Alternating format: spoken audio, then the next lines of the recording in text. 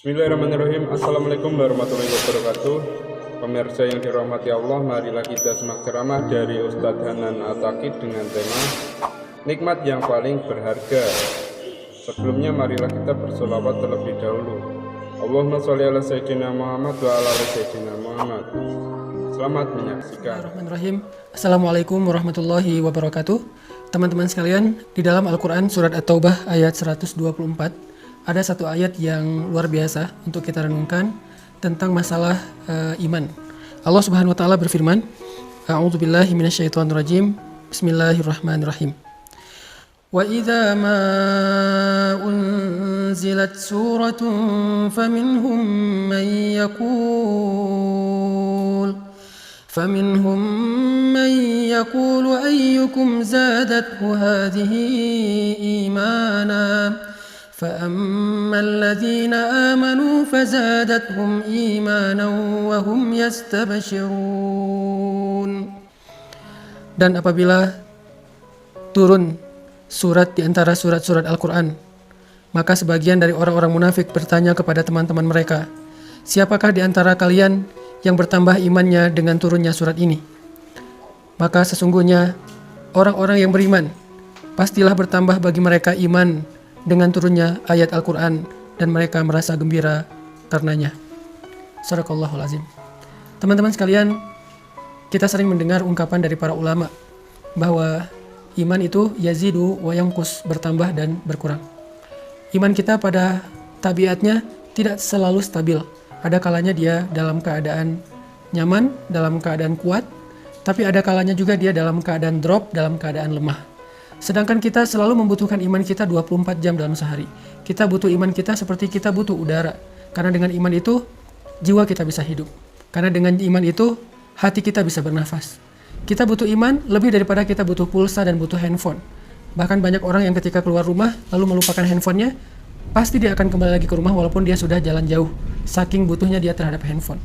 Dan begitu juga kita dengan iman. Kita nggak bisa keluar rumah tanpa membawa iman. Kita butuh iman dalam banyak adegan hidup kita. Kita butuh iman ketika kita sedang diuji supaya kita tabah dan sabar. Kita butuh iman dalam ibadah supaya kita khusyuk, supaya kita semangat. Kita butuh iman ketika kita bermuamalah, bergaul dengan orang lain supaya kita berlapang dada terhadap sikap-sikap orang lain yang kadang tidak berkenan buat kita. Kita butuh iman ketika kita sedang menghadapi orang yang jahil agar kita mampu memaafkan kesalahan mereka. Kita selalu butuh iman dalam keadaan apapun. Bahkan ketika kita dapat nikmat agar kita menjadi orang yang bersyukur. Bahkan ketika kita dalam hubungan rumah tangga pun butuh iman. Dalam bertetangga juga butuh iman. Karena Nabi SAW bersabda, La yu'minu ahadukum hatta yuhibba li akhihi ma yuhibbu li nafsi. Iman seseorang itu tidak akan sempurna sampai dia mencintai saudaranya seperti dia mencintai dirinya sendiri. Kemudian, man kana yu'minu billahi wal yaumil akhir fal yukrim dhaifah, fal yukrim jarah. Siapa yang beriman kepada Allah dan hari akhir, hendaklah dia memuliakan tamunya, hendaklah dia memuliakan dan menghargai tetangganya. Artinya, semuanya berlandaskan iman.